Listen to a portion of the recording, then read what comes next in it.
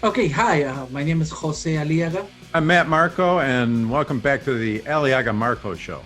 Jose, there is so much to cover that we're just going to have to limit this down to something very specific, something I'm very worried about, because there's so much to worry about, which is what's going on in this country, and that is lack of freedom of the press and freedom of speech. Yeah, it's very sad, Matt. With social media can while ago, everybody were happy because we were free to share our comments or thought or thinking, but now it's becoming restricted by these censorships on Facebook or the social media that is basically destroying what America is about, freedom of speech and liberties. And it's very sad that they are basically copy what the Nazis did in Germany or what Venezuela is doing in South America. So it's very sad. It's very sad and it's very concerning when you see one party take control, and they also take control of the media. And the media is not what it used to be when I was a child, Jose. It used to be you turn on the news, you'd get a very balanced opinion of what is going on. And now it looks like they're just become the propaganda arm of the Democrat Party. And if you go against it, then they try to snuff you out. And the same thing now is true with the social media, because it looks like more people are getting their information from Facebook, from Twitter, and different social media sites. And if they go against what the oligarchs who run these tech companies think, then you get taken off or controlled, Jose. Yeah, and it's sad. I shared a couple of pictures with you about, for example, I want to make a point about the dictator from Venezuela, Matt, Nicolas Maduro. Okay, I'll go to that one. Yes, right there. Why does social media have a different standards for Nicolas Maduro, which is the dictator of Venezuela? All his accounts, and I took a picture there from Facebook, Twitter, Instagram, remain open. This is a dictator. This is someone that actually killed several people, someone that stole several elections with Chavez when he was president first time, which have a lot of similarities with what happened. They actually burned cities before they took power, destroy status. They want to erase history from Venezuela. All these bad things they done, but their accounts are not removed. They actually are, he's a dictator, and he's fine. But with President Trump, they did something unprecedented, never done it before. They closed all the social media accounts for the President of the United States. If they can do that to the President of the United States, imagine what they can do with any single citizen here in America. Yeah, so your point is, Jose, that they take off Donald Trump out of Twitter, but yet they have Maduro and other dictators like Maduro, they keep him on there. So there's no balance. It shows it's just total propaganda for the Democrat Party. Yes, because the reason they took President Trump out of the social media is because they claim President Trump promote violence. Mm-hmm. But we have here Nicolas Maduro, who actually killed several people, proof that he's done so many bad things, and his accounts are okay. So they have a certain set of rules for conservative, but different rules for liberals or communists or socialists or whatever you want to call it, dictators. So we don't have the same standard for everybody. But with President Trump, they promote rumors that later become true because they make it true. And it's very sad. They control the media like you says, and it's wrong.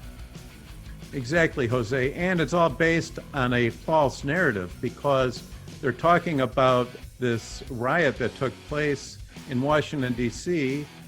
on January, what was that, the 6th?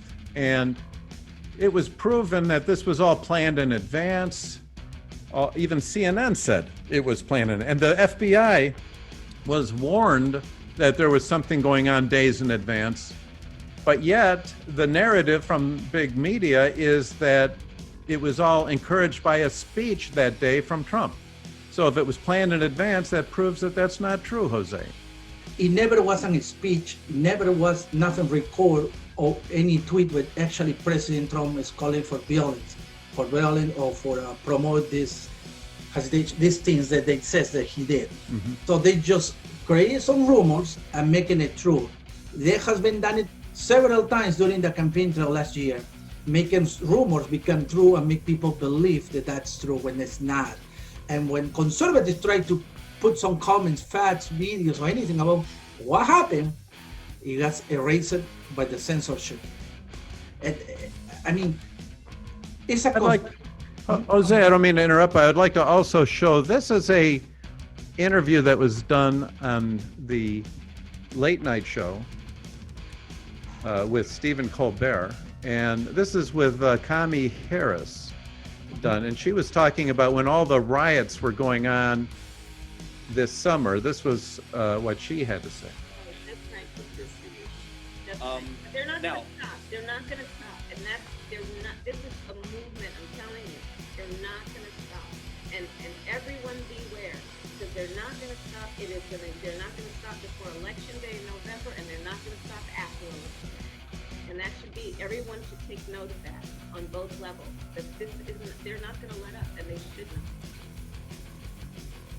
Jose, as you can see, she was encouraging the rioting and the destruction that was going on over the summer.